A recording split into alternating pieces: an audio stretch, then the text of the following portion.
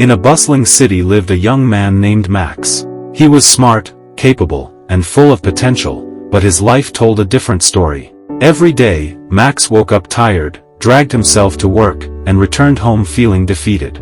His apartment walls echoed with his thoughts: "I'm not good enough, nothing will ever change, success is for others, not me." Though his body was healthy, his mind had become his biggest enemy. At his office, while his colleagues grew in their careers, Max remained stuck in the same position for years. He had ideas but never spoke up, convinced people would laugh at him. He wanted to start his own business but always held back, whispering to himself, "What if I fail? What if I lose everything?" The more he thought this way, the more trapped he felt. One evening, after another long and disappointing day, Max walked aimlessly through the city streets.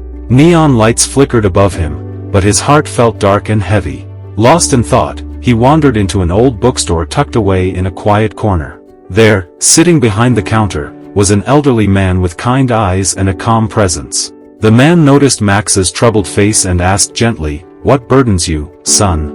Max sighed. "I feel like my life is stuck. No matter what I do, nothing changes. I think I'm just not meant to succeed." The old man smiled knowingly and handed him a small mirror from the shelf. "Look into this," he said. "The person you see can either be your enemy or your best friend. Your life will only change when your mind changes." Confused, Max frowned. "How can my mind be both my enemy and my friend?" The man leaned closer. "Your thoughts create your reality. If you fill your mind with fear, doubt, and negativity, it becomes a prison. But if you fill it with courage, hope, and belief, it becomes your greatest ally. The choice is yours." Those words struck Max like lightning. That night, lying in bed, he realized he had been feeding his mind with poison, fear, self-doubt, and excuses. No wonder his life reflected the same. For the first time, he decided to experiment. He would change his thinking. The next morning, instead of saying, "I'm tired," he told himself, "I am strong." When fear whispered, "You will fail," he countered, "I am learning, and I will grow." At work, instead of hiding his ideas, he spoke up, and to his surprise, people listened. Day by day, Max trained his mind like a muscle. He replaced negative thoughts with empowering ones. Slowly, his confidence grew.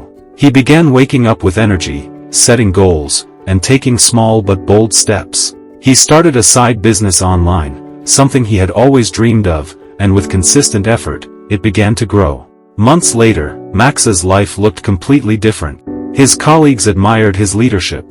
His small business expanded into a company that supported not only him but also provided jobs to others. Most importantly, the heaviness in his heart was gone. One evening, he returned to the old bookstore to thank the elderly man. But the store was empty, locked up, as if it had never existed. Max smiled to himself, realizing the old man had been more than just a shopkeeper. He had been a messenger, sent to remind him of the power within his own mind. From that day on, Max lived by a simple truth: your mind can destroy you or transform you. It can chain you in fear or free you to achieve greatness. Glowing star moral of the story: your greatest enemy and your greatest friend live in the same place, your mind.